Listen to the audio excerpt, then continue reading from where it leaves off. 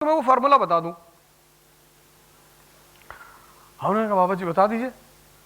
बोले बस एक ही फार्मूला है, योगा एंड मेडिटेशन।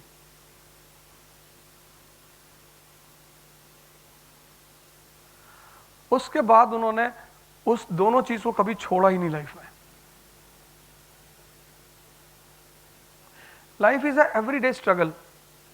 तभी तो हम फेस्टिवल मनाते हैं कि साल में अगर किसी दिन ऐसा ना हो पर्टिकुलर, जब खुशी का, जब हमें ऑफिशियली खुशी मनाना है कि आज होली है, मतलब हम खुश रहेंगे चाहे कुछ भी हो जाए, तो पहली खुशी क्या होगी?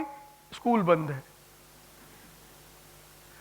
बच्चों के लिए क्या खुशी होती कि होली, जैसे आज बुद्ध पूर्णिमा है तो आज बच्चे स्कूल के बड़े खुश होंगे। उनको नहीं पता बुद्ध कौन, पूर्णिमा क्या, उनके लिए मस्ती है। आज क्या हुआ भैया? बुद्ध पूर्णिमा है। वो जो ऑफिस में काम कर रहा है उसके लिए भी खुशी है। सबको छुट्टी चाहिए अपने काम से, सब काम कर रहे हैं। One of the biggest happiness for every individual in this world is छुट्टी, कि भैया कल छुट्टी। तो हमने फेस्टिवल्स बनाए, फेस्टिवल, ईद, बकरीद, होली, दिवाली, ये सब फेस्टिवल्स बनाए कि यार ऑफिशियली एक दिन ऐसा बनाओ जब आदमी को खुशी मनानी। ऐसे ही आज ईद है तो ईद है भैया, गले मिल रहे, खुशी हो रहे। अगर ये सब ना करें हम तो साल भर उसे यूज कैसे करें? वो साल भर काम कर रहा है, क्यों? क्योंकि उसको दिवाली मनानी है। वो साल भर काम कर रहा है, क्यों? उसको होली खेलनी।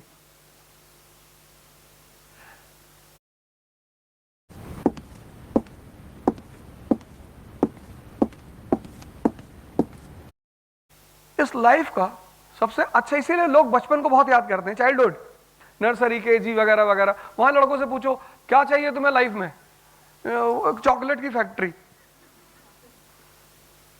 तुम किसी नर्सरी क्लास के बच्चे से जाके पूछो कि शादी करनी है, सो देखेगा तुम्हें ऐसे, पागल, पता नहीं किस चीज की बात कर रहा है। उसका उसका सपना, जो मैक्सिमम सपना है, मैक्सिमम, वह है कि एक चॉकलेट बड़ी सी मिल जाए। सपना ही नहीं। जहां से जीवन में सपना शुरू होता है, क्लास 10th, उसके बाद तो जीवन रेस्ट लेता ही नहीं कभी। और माँ बाप बड़े स्मार्टली खेलते हैं कि if you get good marks in 10th, study is over. तो आपने 10th किसी तरह क्वालिफाई कर लिया, फिर वो बोलते हैं 12th is the final phase. तुम अगर 12th में ले आए 90%, after that there is no studying. तुम्हें चलो किसी तरह जान वाला आके 12th भी पास कर लिया, 95 आ गया, फिर उन्होंने कहा कि बस आईआईटी निकाल लो। मेरा स्टूडेंट अभी special secretary to CM UP, mister Shashank Tripathi, तो he is IITian and he is IAS officer. और पहले अटेम्प्ट में 269 रैंक, सेकेंड अटेम्प्ट में 5th rank, Sanskrit as optional, IITian, present time special secretary to CM, young man. तो एक बार मैंने class में ये बात कही तो आया बाहर, तो उन्होंने कहा कि सर क्या बात पकड़ ली हो, बचपन से यही सुनते हैं, ये कर लो पर खत्म, ये कर लो फिर खत्म, चीजें खत्म ही नहीं हो रही हैं। जैसे हमें किसी को बहुत दूर तक ले जाना होता है तो हम उससे यही कहते हैं कि आगे से लेफ्ट टर्न, बस आ गया। ऐसे ही अगल बगल के जो हमारे लोग होते हैं, हमारे रिलेटिव्स, पेरेंट्स, ये सब ऐसे ही करते हैं पूरे जीवन। Once you get the job, end of all trouble, job लग गई, अब सब तुम्हें खुशी देख रहे हैं, तुम्हारे अंदर की खुशी। Job, economic independence means happiness. अब तुम्हें किसी से पैसा नहीं मांगना। फिर सोच रहे यार इतना खुश कैसे है? बोले देखो शादी करना जरूरी, क्योंकि सारा पैसा तुम्हारे पास कैसे रह सकता है? कोई तो आए जो तुमसे ले ले सारा। ये पैसे की वजह से खुश हो ना जी, तो ले लो। वाइफ आ गई, उसका घर को कौन चला रहा है? मैं। हाँ, तो सारा पैसा मुझे दे दिया करो। कितना खर्चा है तुम्हारा? जी 100 रुपए है। नहीं, मैं अपनी बात नहीं बता रहा हूं पर वाइफ के पास पैसा बहुत सेफ रहता है। इसका मैं इतना बढ़िया एग्जाम्पल मैंने अपनी लाइफ में देखा कोरोना क्राइसिस में। मतलब ये मजाक की बात नहीं है, बहुत सीरियस बात है कि I was on the verge of bankruptcy. मतलब पहली बार मुझे लगा कि यार हम नाहक में औरतों का मजाक उड़ाते हैं। मतलब फिनिश, मेरी गाड़ी भी बिक जाती, मकान तो खैर चला ही जाता। तो फिर मेरी वाइफ ने कहा कि देखो टेंशन मत लो। हमें नहीं पता था कि 1 साल का लॉकडाउन चला जाएगा। तो जब लॉकडाउन 2 महीना क्रॉस हुआ, 2 महीने तो हम किसी तरह चला ले गए। 2 महीने बाद मैंने कहा कि यार अब क्या होगा। फिर उसने कहा कि कितने पैसे चाहिए। अरे मैंने कहा जाने दो, 10-20 हजार का मामला नहीं है, अच्छे खासे पैसे चाहिए। हाँ बोली कितने। हमने कहा 40 लाख रुपए चाहिए। बोली ले लो।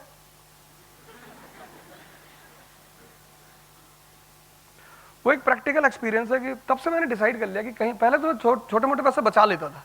जैसे असम आया, इन्होंने दे दिया 50 लाख, तो मैं बताता नहीं था वो जा रहे थे यार, पर अब बता देता हूं, क्योंकि जो आदमी मुसीबत में काम आ रहा उससे कुछ भी छिपाने की जरूरत नहीं है।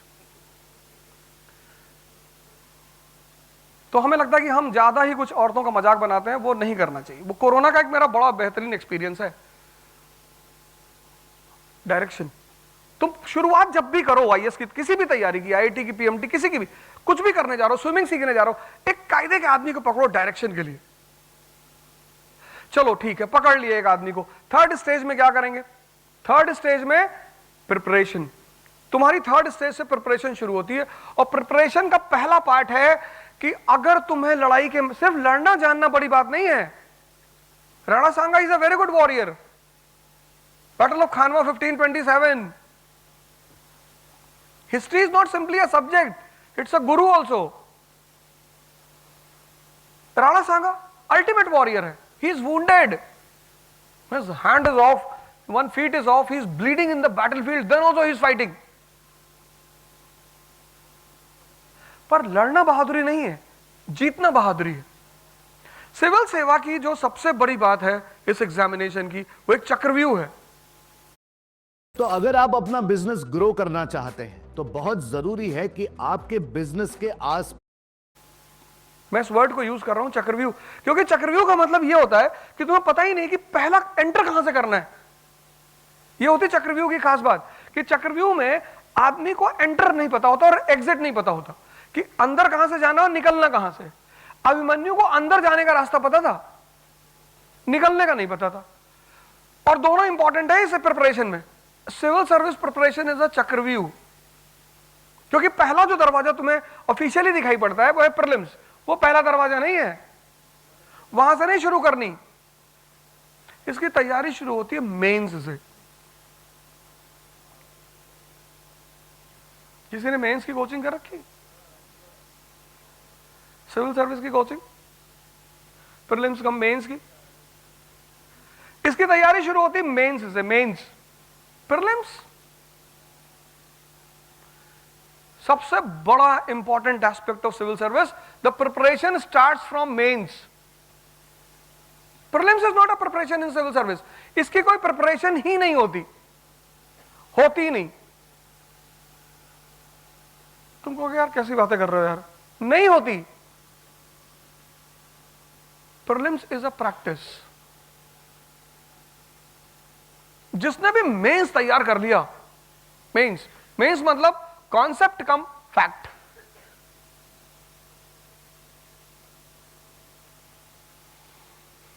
तुमको प्रीलिम्स देख के लगता होगा कि सिर्फ फैक्ट पूछे जाते हैं, नहीं। प्रीलिम्स के पेपर में 4 तरह के क्वेश्चन होते हैं, और उस 4 में से 2 उसके स्पेसिफिक फीचर होते हैं। क्वेश्चन तो 4 टाइप होते हैं। पहला type single information type, 1 information, who was the mother of Akbar, 4 option दे दिया, यह है single information type. Second, multiple information type. Multiple information type, multiple information मतलब तुम्हें उसने दिया what is true about Curzon, Curzon के बारे में क्या सही है, 4 पॉइंट्स दे दिए, ये हो गया मल्टीपल इंफॉर्मेशन टाइप। थर्ड हुआ मैच द फॉलोइंग, देखा ना पेपर, मैच द फॉलोइंग। और फोर्थ हुआ रीजन और असर्शन। ये 4 टाइप के क्वेश्चन प्रीलिम्स में पूछे जाते हैं। टाइप, पर इन चारों टाइप में 2 फीचर्स होते हैं क्वेश्चन के। कहते हैं ना, किसी आदमी को अगर हराना है उसको डिस्टर्ब कर दो। अभी बड़े सारे लोग मुझसे कनेक्टेड हैं तैयारी को लेकर, और प्रीलिम्स आ रहा है 5 जून को। तो कई लोग मुझे फोन करते हैं। आज सुबह एक साहब का फोन है, कह रहे सर ब्लैंक हो गया हूं। मतलब क्या हो गया हो? बोले ब्लैंक। मैंने कहा ब्लैंक? हाँ। बोले सर कुछ भी याद नहीं आ रहा है और अब मुझे नहीं लगता मैं ये अटेम्प्ट दे पाऊंगा। अच्छा, अब ऐसा हो क्यों रहा है? जब तुम ग्रेजुएशन का एग्जाम देते हो तो एक दिन एक पेपर होता है। पॉलिटिकल साइंस का पेपर है तो पॉलिटिकल साइंस का ही पेपर है। तो पता है कि यार ये चीज आ रही है, ये फर्स्ट पेपर है पॉलिटिकल साइंस का, उसमें सिर्फ थिंकर है, मुझे सिर्फ थिंकर पढ़ के जाना है, बस बात खत्म। सिविल सर्विस का जो प्रीलिम्स का पेपर है वो एक ही दिन में तुमसे economy, polity, ecology, science, economy, current affairs सब पूछेगा। अब तुम्हारा मन रिवाइज करता है अंदर आंख बंद करके, तो इकोनॉमी पे आता है तो पॉलिटी याद दिलाता है कि पॉलिटी में फंडामेंटल राइट क्या है, और ऐसे तुम्हें नचाता है। और उस नचाने में जबरदस्त स्ट्रेस पैदा होता है। जैसे कभी कभी तुम गौर करो कि तुम किसी से बात कर रहे हो और बात करते करते किसी का नाम तुम्हारे दिमाग से उतर गया कि वो डायरेक्टर थे यार कॉटन इंडस्ट्री के, उतर गया नाम। अब तुम्हें नाम याद तो आ रहा है पर मतलब माउथ पे वो नाम नहीं आ रहा। तुम्हें फील हो रहा है कि यार ये ऐसा नाम था, कुछ था यार, डी से कुछ था, डेविल नहीं, डेविल नहीं, कुछ था। तो इस वक्त पता है क्या करना होता है? दो तरह के क्वेश्चंस होते हैं। अब वो क्या करेंगे, 5 जून को 100 क्वेश्चन है, 100 में 50 क्वेश्चन वो डालेंगे कॉमन क्वेश्चन, 50 कॉमन। उन कॉमन क्वेश्चन को बीच में वो क्या करेंगे, क्योंकि उनको पता है कि तुम प्रेशर में हो, बहुत हैवी वाले प्रेशर में। अब अगर तुम्हारे पापा या मम्मी में से कोई कृष्ण है और तुम सुबह एग्जाम देने जा रहे हो तो वो तुम्हारे कंधे पे हाथ रखेगा, कहेगा बेटा कोई बात नहीं, अगर तुम आईएएस नहीं बने तो मेंबर ऑफ पार्लियामेंट पक्का बनोगे। बस उस तुम्हारे पिता ने क्या किया, तुम्हारी मां ने तुम्हारा 50% स्ट्रेस खींच लिया तुमसे। जब भी तुम्हें कोई पैट करता है ना और कहता है डरना मत, जब तुम ऑपरेशन में जाते हो, कितना छोटा ऑपरेशन हो, डरता तो वही है आदमी ना। डर is a natural feature of every human being. मतलब मैं हवाई जहाज में कभी कभी बैठता हूं तो मैं भगवान से मनाता हूं कि भगवान कोई लड़की बगल में ना बैठे। लड़की बैठ गई तो भाई साहब, क्योंकि आप चिल्ला नहीं सकते, टर्बुलेंस में फंस गया हवाई जहाज। अब टर्बुलेंस में फंस गया तो फिर हनुमान चालीसा शुरू हो जाती और वो लड़की देखेगी फ्राइटेंड, अरे no no no, I am a religious person, I recite Hanuman Chalisa 5 times a day. Namaz? No, not namaz.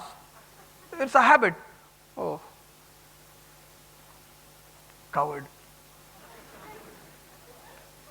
पता नहीं लड़कियों को डर क्यों नहीं लगता। मैंने रेयर केस में किसी लड़की को डरते हुए देखा टर्बुलेंस में। पता नहीं कोई मंत्र होगा अंदर से, उन्हें पता होगा। पर लड़के बहुत, अभी एयर एशिया की एक फ्लाइट में बेहोश हो गए थे लोग 10 दिन पहले, उसमें से 2 को आईसीयू भेजना पड़ा था। एक बार तो ये कंडीशन मेरे ही साथी में हैदराबाद से आता, फंस गया टर्बुलेंस में। हमने कहा भगवान, और बगल वाला बेहोश हो गया, उसने स्क्रीम किया, बेहोश हो गया। हमने कहा गए। फिर मुझे याद आने लगा किसके पास मेरा पैसा पड़ा हुआ है। पहला थॉट यही गया कि मेरे पैसे किसको किसको देने। फिर खुशी भी हुई कि बहुत लोगों को मुझे भी देने हैं।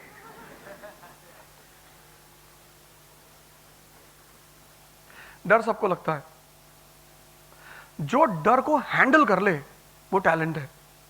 और माँ बाप इसमें बहुत बड़ा रोल प्ले करते हैं। माँ बाप, भाई बहन, ये सब बहुत बड़ा रोल प्ले करते हैं। मैंने बड़े सारे पेरेंट्स को देखा है जो अपने बच्चों पर बहुत स्ट्रेस क्रिएट करते हैं अननेसेसरी। इस बार नहीं हुआ तो सोच लेना। लड़कियों पे तो दूसरे तरह का प्रेशर करते हैं कि इस बार नहीं हुआ तो तुम्हारी शादी कर देंगे। वो एक स्ट्रेस लेके एग्जाम में जा रही है, दूसरा एक दे दिया परिवार वालों ने, 2 मिल गए। अब जब एग्जामिनेशन हॉल में वो क्वेश्चन पढ़ती है तो अब स्ट्रेस में कैसे पढ़ता है आदमी कि what was not true about Akbar, not निकल गया बाहर, नॉट पे ध्यान ही नहीं दिया। उस नॉट पे वो ध्यान कब देगा, जब वो एग्जामिनेशन हॉल के बाहर आ जाएगा, फिर से वो क्वेश्चन पढ़ेगा। अब रिलैक्स होकर पढ़ रहा है, तब वो कहेगा अरे यार नॉट लिखा हुआ है। 2 तरह के क्वेश्चन प्रीलिम्स में, सॉरी 4 टाइप 2 फीचर्स, तो 50 इजी क्वेश्चन होते हैं जिसमें आपका सिलेक्शन होगा। बाकी rest 30 common sense based question होते हैं, क्योंकि स्ट्रेस में आदमी का कॉमन सेंस काम नहीं करता। That's the only reason why you are not able to speak in English fluently, because कभी भी अगर आपको इंग्लिश में बात करना होता है ना, तो आपको ये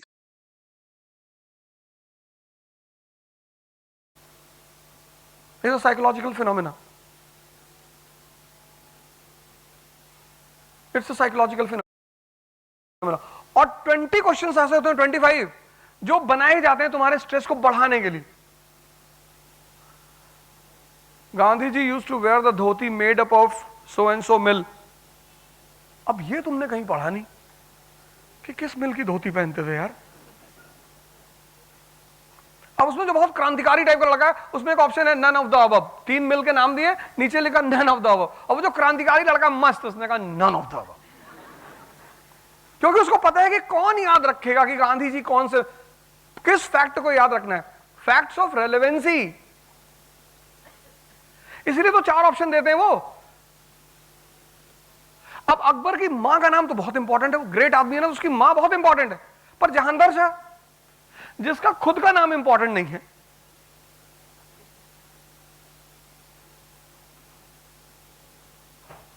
prelims is not a preparation. अगर तुम 300 दिन में 300 पेपर कर ले जाओ प्रीलिम्स के, मतलब 1 पेपर 1 डे, और तो तुम्हारी प्रीलिम्स में इतनी बढ़िया पकड़ हो जाएगी. तुम्हारा ऐसा तो हो ही नहीं सकता प्रीलिम्स ना निकले. 95% people who do very hard work in preparation, they don't believe in practice. कहते हैं एग्जामिनेशन हॉल में कर लेंगे, नहीं कर पाओगे. अच्छे मैथमेटिक्स बैकग्राउंड के लोग सी सेट में फेल करते हैं. सिर्फ उसकी एक वजह होती है, लैक ऑफ प्रैक्टिस. तो आप शुरुआत कहां से करेंगे? मेंस से. मेंस क्या है? कॉन्सेप्ट कम फैक्ट. कोई भी टॉपिक उठा लिया, कोई भी, कुछ भी, दीन इलाही अकबर की, अशोका का Dhamma. Concept, what and why. Concept का मतलब यह होता है क्या है और क्यों है. उसमें फिर एक फैक्टर और होता है, इंपॉर्टेंस. हम क्यों पढ़ें इसे. अब अशोका का धम्मा अगर हम पढ़ रहे हैं तो 3 हेडिंग डालेंगे, why Ashoka's Dhamma, what is Ashoka's Dhamma and importance. Importance क्यों पढ़ेंगे, वो तीसरी हेडिंग क्यों डालेंगे? वो इसलिए डालेंगे कि India is a country of diversity, unity in diversity. अब मेरा तो काम घूमने का है, तो ज्यादातर घूमता हूं मैं. असम आ गया, गुवाहाटी आ गया, तमिलनाडु चला गया, और हर जगह डिफरेंट टाइप ऑफ फूड है. और एक होता है स्टेपल फूड. स्टेपल मतलब वो ऐसा फूड होता है जो आप बचपन से खाते हैं, आप उसके हैबिचुअल होते हैं.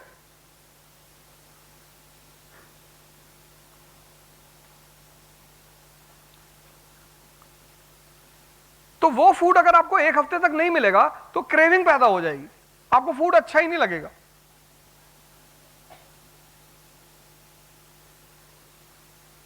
अब साउथ का आदमी बहुत स्पाइसेस खाता है, वो लैंड ऑफ स्पाइस है.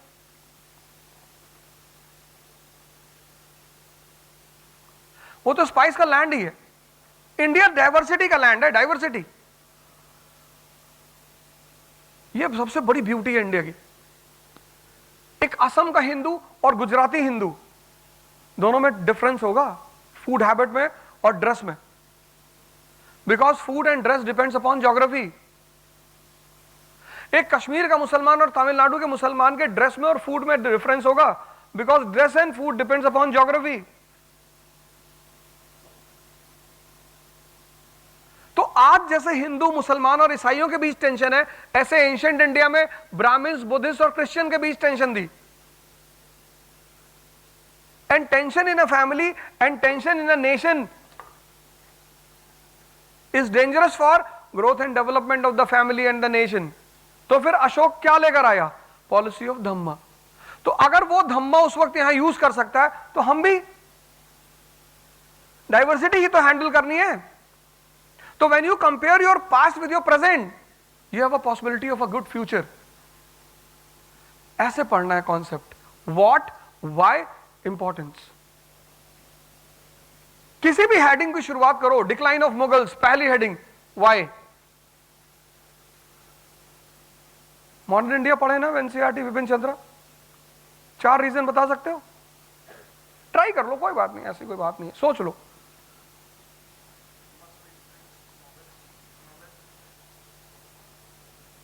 अच्छा, नहीं नहीं यार, इन लोग को बताने दो, कहाँ बता